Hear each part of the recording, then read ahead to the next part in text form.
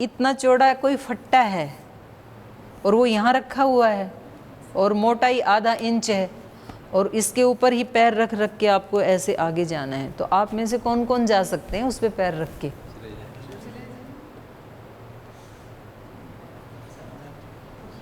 कोई कंफ्यूजन? रजनी जी चल लोगे? नहीं टूटेगा, फर्श है ना नीचे, फर्श पे रखा है, सब चल लेंगे। ठीक, अब ये फट्टा हमने वहाँ से उठा दिया और एक कॉर्नर यहाँ है और एक योग भवन पे है, और अब आपसे पूछा जा रहा है कि जीवन बचाना है, आपको यहाँ से वहाँ जाना है, तो अब जाने की हिम्मत कौन कौन करेगा?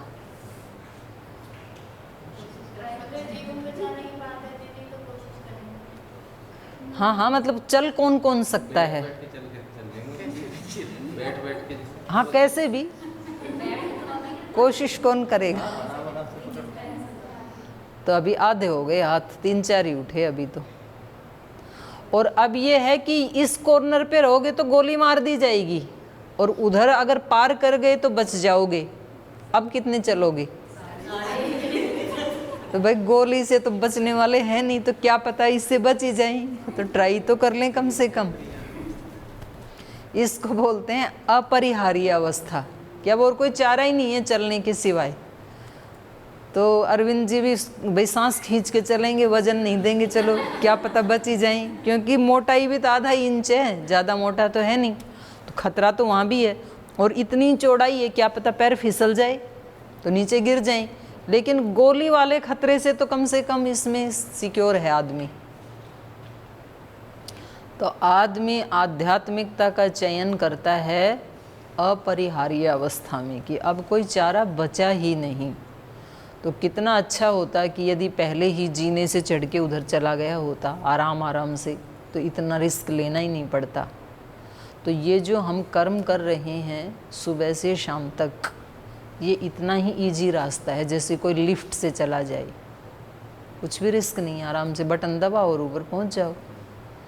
तो ये भगवान ने कर्म योग का हमारे लिए जो रास्ता बताया ये ऐसे ही है, और नहीं तो फिर कभी ना कभी उसी फट्टे पे चलना पड़ेगा, रिस्क वाले पे। तो चलिए, आपका कोई प्रश्न है तो पूछ लीजिए, फिर आगे चलेंगे। किसी का कोई प्रश्न है? जी। एनर्जीज नेवर लाई, मैंने जो भी हमें आसपास ऊर्जा महसूस होती है वो कभी झूठ नहीं बोलती। जैसे सामने वाला व्यक्ति कोई है जो हमें ऐसा जता रहा है कि नहीं वो हमसे बहुत प्रेम करता है, बहुत प्रेम से बात कर रहा है, पर हमें कहीं ना कहीं ये चीज़ फील हो रही है कि नहीं जो दिखा रहा है वो रियलिटी नहीं है।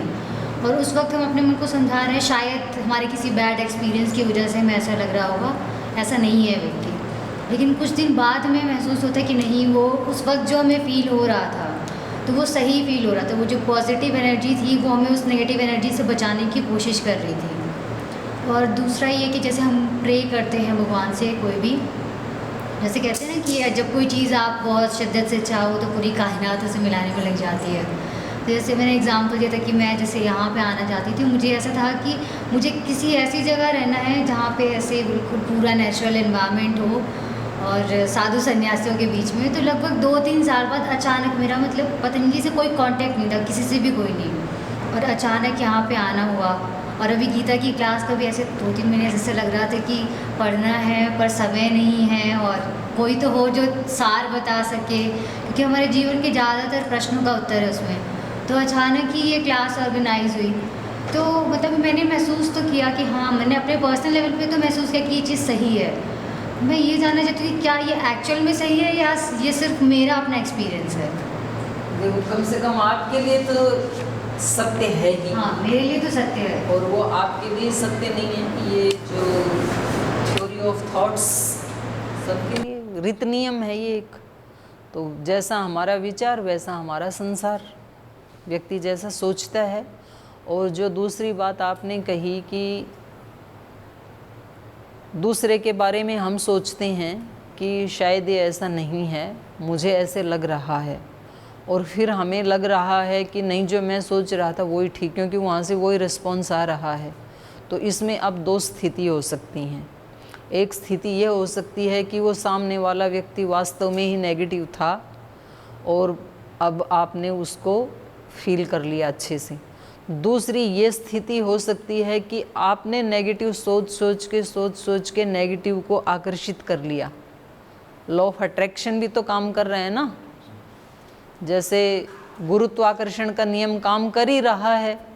अब यहाँ से कोई भी छलांग मारे तो नीचे जाएगा ना, तो वो ये थोड़ी देखेगा लॉ ऑफ ग्रेविटेशन की भाई ये तो चलो सफाई वाला कर्मचारी छलांग मार रहा है तो इसकी तो टांग टूट जाए तो कोई बात नहीं है, और ये सन्यासी छलांग मार रहा है तो इसकी टांग नहीं टूटनी चाहिए क्योंकि ये तो सन्यासी है, विद्वान है। कोई भी मारे वो खींचेगा नीचे। तो ये जो लॉ ऑफ थॉट्स है या लॉ ऑफ अट्रैक्शन है, हम कैसी चीज़ों को आकर्षित कर रहे हैं अपनी तरफ, वो हमारी तरफ आती हैं। तो हम हर व्यक्ति में पॉजिटिविटी है, हर व्यक्ति में नेगेटिविटी है। कोई व्यक्ति सबके लिए पॉजिटिव नहीं होता है, कोई व्यक्ति सबके लिए नेगेटिव नहीं होता है। हम उसके बारे में क्या विचार कर रहे हैं वही रिस्पॉन्स हमें उधर से मिलने लगता है। तो इसका सॉल्यूशन क्या करें जी, ठीक कैसे करें, चाहे वो उसकी तरफ से नेगेटिव आया या हमने नेगेटिव सोच के पता चले कि मतलब हमने नेगेटिव मतलब इतना नेगेटिव सोचा कि वो नेगेटिव हो गया। चलो उसको छोड़ दो, वो पता ना भी चले तो भी कोई बात नहीं है। मेन बात सोचना इसके ऊपर चाहिए कि इसको ठीक कैसे करें, क्योंकि पीड़ा मेरे को हो रही है, कष्ट मेरे मन में है ना, तो मुझे अपना इलाज करना है ना, क्योंकि दुखी मैं हो रहा हूँ। तो इसमें शुरुआत अपनी तरफ से करनी होती है।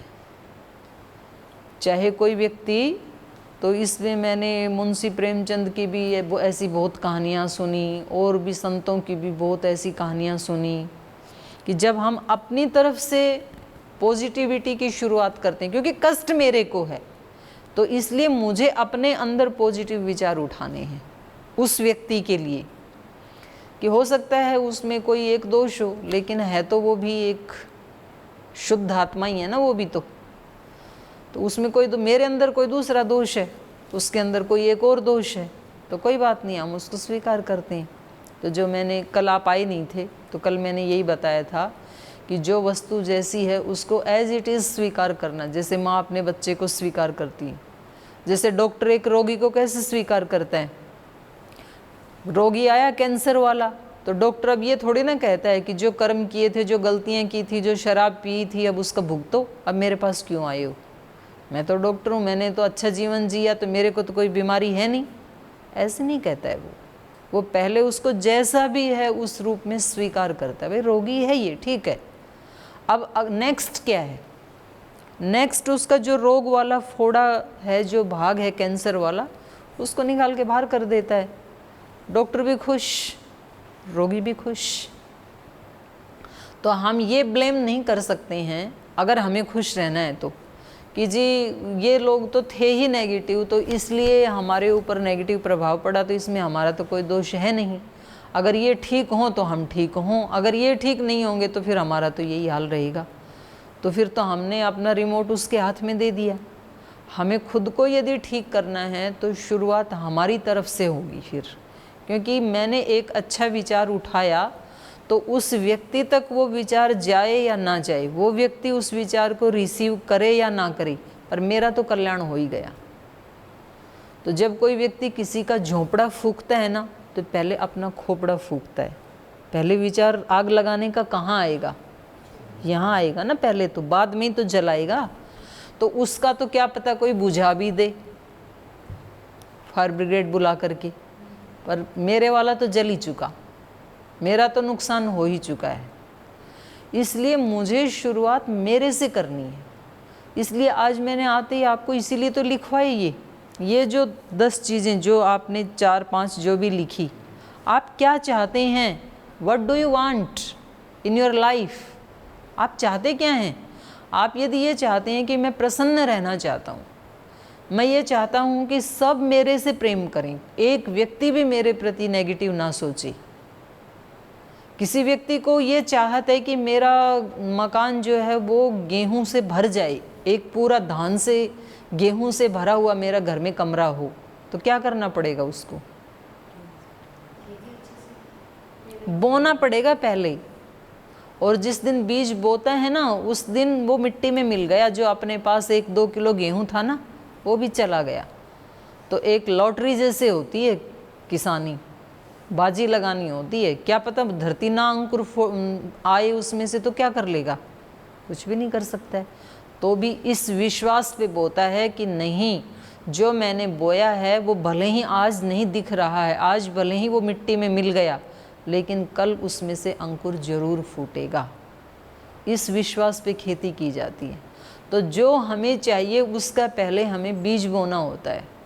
हमें प्रेम चाहिए तो पहले प्रेम अपनी तरफ से शुरू करना पड़ेगा उस व्यक्ति के लिए। और यदि आपको स्थूल रूप से कहने में दिक्कत है कि जी कैसे कहें, अब हमारा तो जो है वो विचार मिलते ही नहीं है, तो आप सूक्ष्म रूप से उसके साथ वार्तालाप करें। कई बार व्यक्ति का अहंकार स्थूल रूप में झुकना नहीं चाहता है, जो हमारे से बात नहीं करते हैं तो हम भी क्यों करें। वो अपना रास्ते पे चलें, हम अपने रास्ते पे चलें। वो अपने घर राजी, हम अपने घर राजी। लेकिन इससे मन को शांति तो नहीं मिल रही ना, समस्या तो ज्यों की त्यों बनी है ना। अब कैंसर के फोड़े पे मरहम कितनी भी रेशम की पट्टी बांध लें तो दर्द तो ठीक नहीं हुआ ना। दिख तो नहीं रहा फोड़ा, ठीक है, पर अंदर तो मवाद है ना, वो तो दर्द देगी। तो दिल में यदि हमारे कहीं नेगेटिविटी है, कहीं कोई शिकायत है, तो मन तो प्रसन्न नहीं हुआ। तो ऐसा क्या किया जाए अब? तो फिर ऐसे किसी डॉक्टर को खोजा जाए जो उसको मरहम उसको निकाल दे फोड़े को, और फिर वो घाव भर जाए। तो फिजिकल जो फोड़े हैं उनके लिए फिजिकल डॉक्टर हैं, और जो हृदय के सूक्ष्म फोड़े हैं उनके लिए ये सूक्ष्म डॉक्टर हैं, फिर गुरु, शास्त्र, वेद, दर्शन, उपनिषद। फिर जैसे डॉक्टर को व्यक्ति समर्पित कर देता है अपने शरीर को जा कर के कि जी अभी आपके समर्पित है, इसको जैसे चाहो जहाँ से काटो, जहाँ से चीरा लगाओ, अब आपके हवाले है जीवन, बचाओ मारो। ऐसे व्यक्ति को किसी शास्त्र के हवाले करना होता है पूरी सच्चाई के साथ कि मैंने अपने आप को अब गीता के हवाले कर दिया, रामायण के हवाले कर दिया, योग दर्शन के हवाले कर दिया, गुरु के हवाले कर दिया। अगर किसी को ऐसा गुरु मिले तो फिर उसकी बात के ऊपर डाउट नहीं करना चाहिए।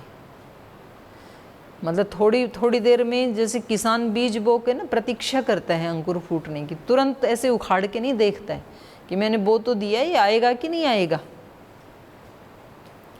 एक बार किसी गुरु का चयन कर लिया, हमारे श्रद्धेय स्वामी प्रेम विवेक जी हैं, डोमेट आश्रम में देहरादून में कई बार चर्चा करती हूँ। बड़ा सुंदर उदाहरण दिया। अब की बार हम उनसे मिलने गए तो किसी विद्यार्थी ने पूछा, बोल जी जैसे हम इतने सारे विद्यार्थी रहते हैं वहाँ गुरुजनों के बीच में, तो कभी कभी ये डाउट गुरुजनों के ऊपर डाउट आ जाता है कि ये लोग हमें समझ नहीं रहे, हम ज़्यादा समझदार हैं, इनको समझ में ही नहीं आता है।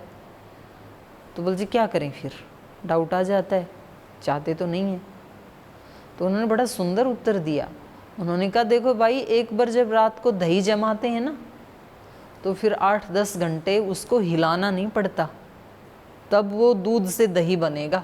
अगर बीच बीच में ऐसे हिलाते रहे ना कि दही बना कि नहीं बना, दही बना कि नहीं बना, कभी दही नहीं बनेगा। फिर तो उसमें जामुन डाल के उसको रख दो थोड़ी देर, ऐसे उसमें हिलाओ डुलाओ मत।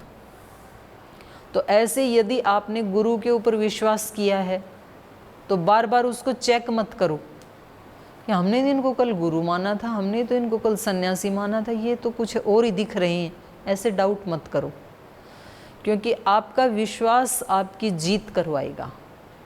ये जो विश्वास है गुरु के पास, भाई हमने तो ये गीता में ऐसे सुना था कि अपने कर्म को ही यदि हम योग बना लें, भक्ति बना लें, तो वो ही हमारा उद्धार कर देगा। तो 1 महीना तो हो गया ऐसे सोचते सोचते, अभी तो उद्धार हुआ नहीं।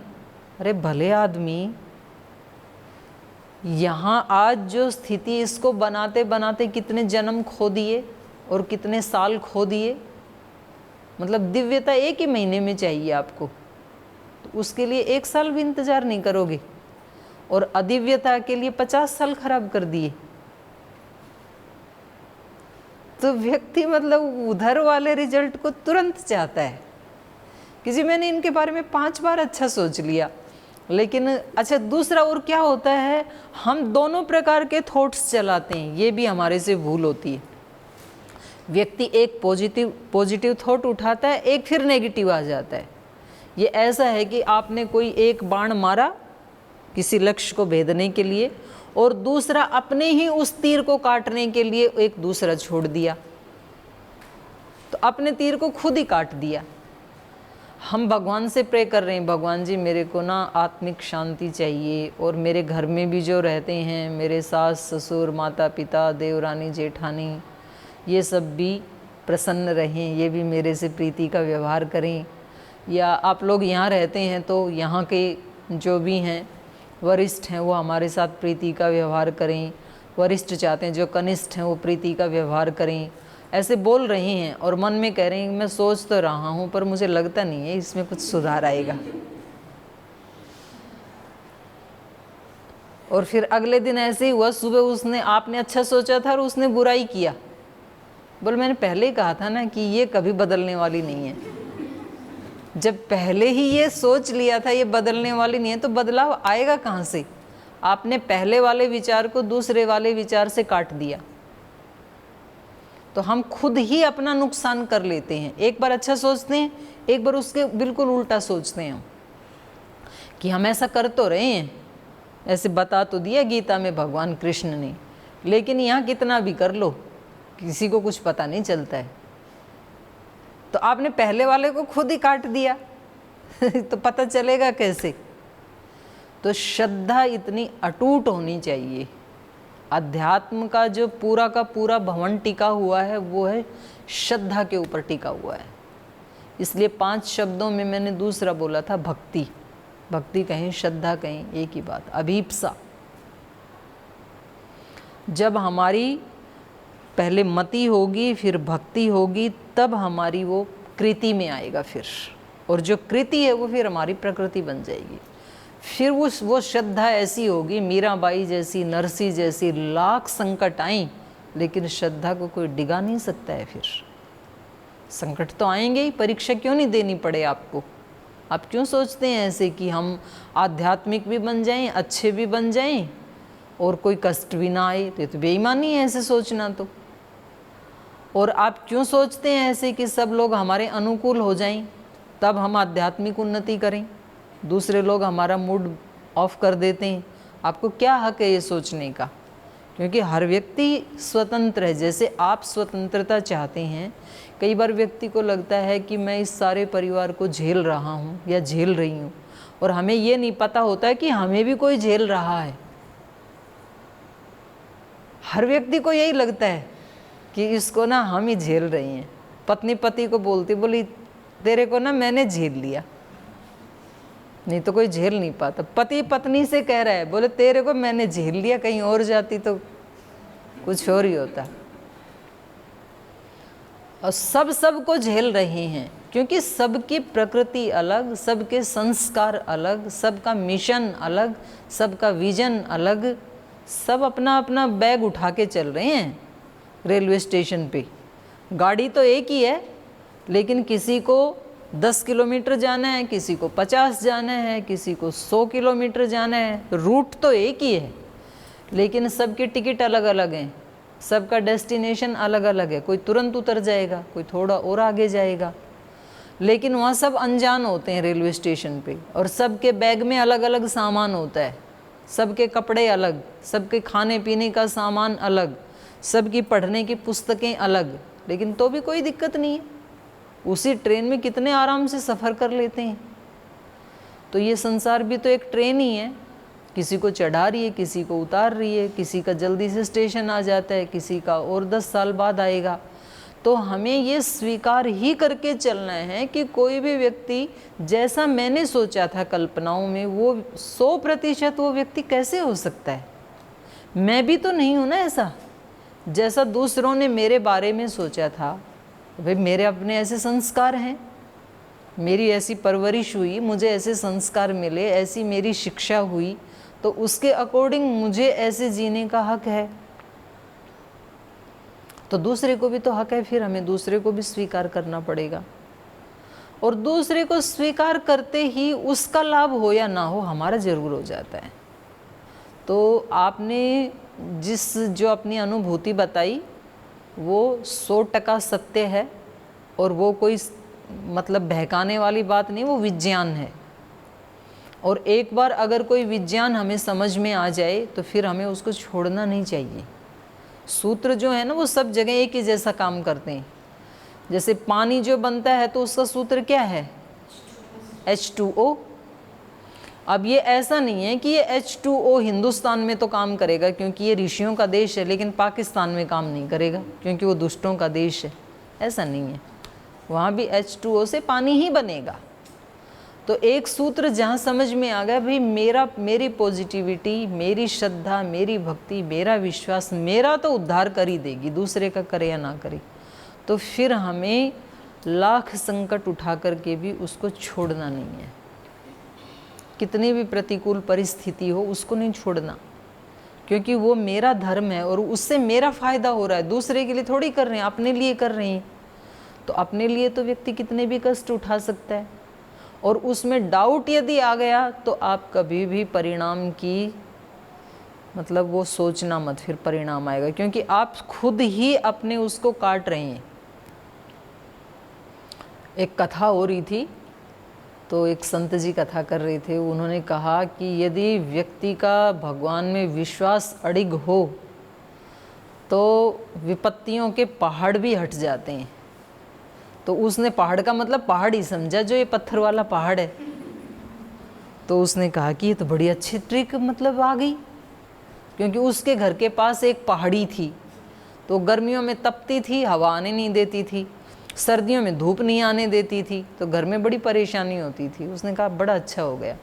तो उन्होंने बताया था कि देखो, उसके लिए पूरी श्रद्धा से आंख बंद करके भगवान से प्रे करनी होती है।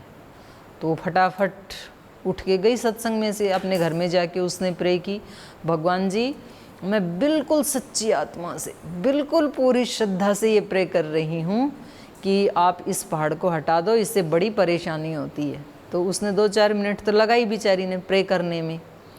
अब 4-5 मिनट के बाद जाके खिड़की खोल के देखी कि पहाड़ हटा कि नहीं हटा, पहाड़ ज्यों का त्यों। बोले मुझे तो पहले ही पता था, कभी ऐसे पहाड़ हटते हैं? तो जब तेरे को पहले ही पता था तो ये प्रे किस काम के लिए की थी? व्यक्ति को पहले ही जब ये डाउट होता है कि ऐसा होने वाला तो है नहीं, तो समझ लो आपने अपना नुकसान खुद ही कर लिया। तो हमें जो एक बात समझ में आ गई कि जो हम प्रे करते हैं वो सुनी जाती हैं, जो हम विचार करते हैं वैसा होता है, तो फिर अपने लिए उसको यूज करना है, और उससे अपोजिट को यूज कदापि नहीं करना है। तो ये तो बहुत बड़ा विज्ञान है। बहुत अच्छा आपका प्रश्न था, और किसी का छोटा हो तो पूछ लो, क्योंकि टाइम थोड़ा बचा। किसी और को भी खुशी अगर मिलती है तो उसमें भी हमें बहुत अच्छा फील होता है। जैसे मैंने पहले मतलब नेचुरोपैथी किया था, कोर्स करती थी मैं, तो वहाँ हॉस्टल में मेरे एक रूम के बगल से एक मेरी फ्रेंड रहती थी। तो शुरू में ही जब वो आई थी तो बहुत ज़्यादा बीमार रहती थी, तो कई बार उसका क्लास भी उसकी मिस हो जाती थी। फिर हम ट्रीटमेंट सेक्शन में जाते थे तो उसमें हमारा प्रैक्टिकल होता था, तो कई बार वो प्रैक्टिकल में नहीं आती थी। फिर धीरे धीरे हम वहाँ पे तो प्रैक्टिकल हम सारा करते थे, फिर बाद में हमने उसको भी ट्रीटमेंट देना शुरू कर दिया था। फिर ट्रीटमेंट उसको दिया तो ट्रीटमेंट से बिल्कुल एकदम ठीक हो गई। तो हमें फिर अच्छा लगा कि हमारे कारण ये भी ठीक हो गई। इनका आपका प्रश्न ये है कि हमें दूसरों को सुख दे के भी खुशी मिलती है। तो वो तो महर्षि याज्ञवल्क्य ने कह दिया हजारों वर्ष पहले कि हम जो सेवा करते हैं ना, तो हमें ये नहीं सोचना चाहिए कि हम दूसरों की खुशी के लिए सेवा कर रहे हैं। हमारी सेवा से दूसरा खुश होगा, उसकी खुशी को देख के हमें खुशी होगी। इसलिए हर आत्मा का अल्टीमेट लक्ष्य क्या है? अपने आप की खुशी। हम दूसरों को भी इसलिए खुश करते हैं, दूसरों की सेवा भी इसलिए करते हैं ताकि हमें खुशी मिलती है। इसलिए हम अच्छा या बुरा जो भी करते हैं वो किसके लिए करते हैं? अपनी खुशी के लिए। तो अब अपनी खुशी के लिए यदि करना है तो हमें ज़रूर इस बात के ऊपर थोड़ा और अलर्ट होना चाहिए कि हम सुबह से शाम तक जो भी कर्म करते हैं वो कर्म हमारे कैसे होने चाहिए खुशी देने वाले, दुख देने वाले ना हों। चाहे वो शरीर से करते हैं, चाहे मन से करते हैं, चाहे वाणी से करते हैं, चाहे भावनाओं से करते हैं, जो भी करते हैं हमें खुशी मिलनी चाहिए, ऐसा हमें करना है। और उसका फिर परिणाम, ये मतलब दूसरी चर्चा चल जाती है। 3 दिन से आप परिणाम बता नहीं रहे हैं, तो कल आते ही शुरुआत होगी कि आपको अपने 3-4 दिन के अनुभव बताने, 1-2 काम का ही बता दें, ज़्यादा नहीं। तो उससे फिर एक दूसरे को सहायता मिलती है सुन करके। जैसे योग में मिलती है ना, भाई मैंने कपालभाति की, मेरा तो इतने केजी वजन घट गया, तो दूसरे को प्रेरणा मिलती है, फिर वो भी करने लगता है। तो ऐसे आपके एक छोटे से काम से भी आप ये बताएंगे कि मैंने इस काम को आज पूजा भाव से किया, भक्ति भाव से किया, श्रद्धा भाव से किया और मुझे इसका ये परिणाम मिला, तो उससे दूसरे को प्रेरणा मिलेगी। तो ये कल पूछेंगे, आज समय हो गया। मीनाक्षी जी का प्रश्न है अभी, कृष्णा जी का भी बचा है, आप सबके प्रश्न फिर और कल लेंगे। आज चर्चा को यहीं विराम देते हैं।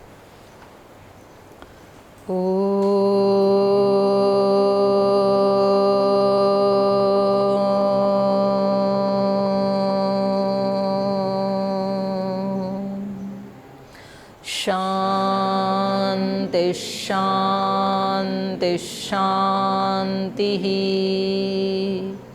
श्री गुरुभ्यो नमः।